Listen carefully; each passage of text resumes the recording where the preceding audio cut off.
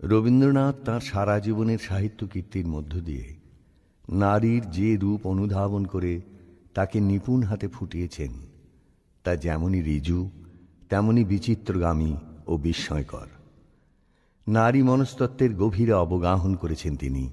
সেখান থেকে তুলে এনেছেন বর্ণময়ী মহীয়সী রমণীদের।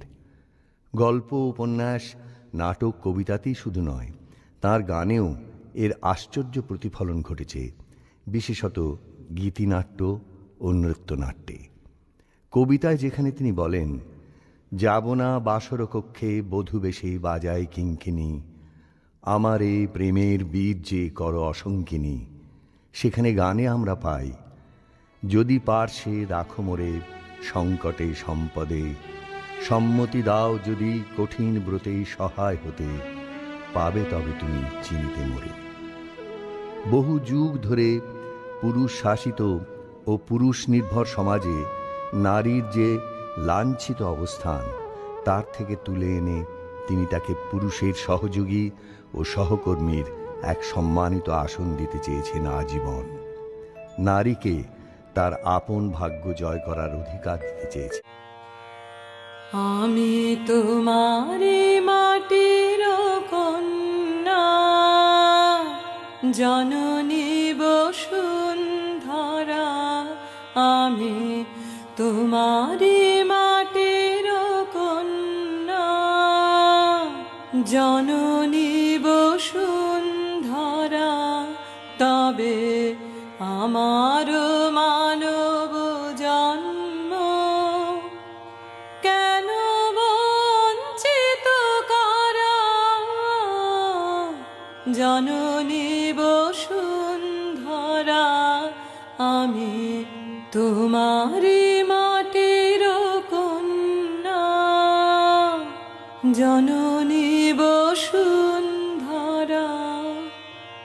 পবিত্র জানি যে তুমি, পবিত্র জন্মভূমি,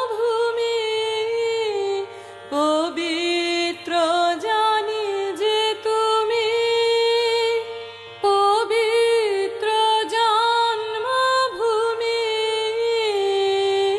মানব কন্যা আমি যে ধন্য, প্রাণের পুণ্যে ভরা,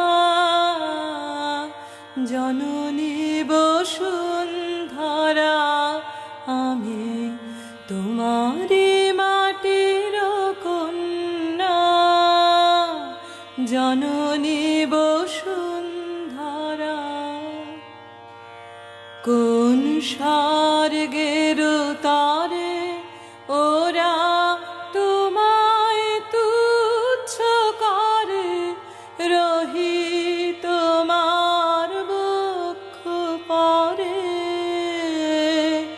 কোন স্বর্গের তারে ওরা তোমায় তুচ্ছ করে, রহি তোমার বক্ষ পরে, আমি যে তোমারি আছি নিতান্ত কাছাকাছি, আমি যে তোমারি আছি নিতান্ত কাছাকাছি, তোমার মোহিনী শক্তি দাও আমার হৃদয় প্রাণ হরা, জননী বসুন্ধরা, আমি তোমারি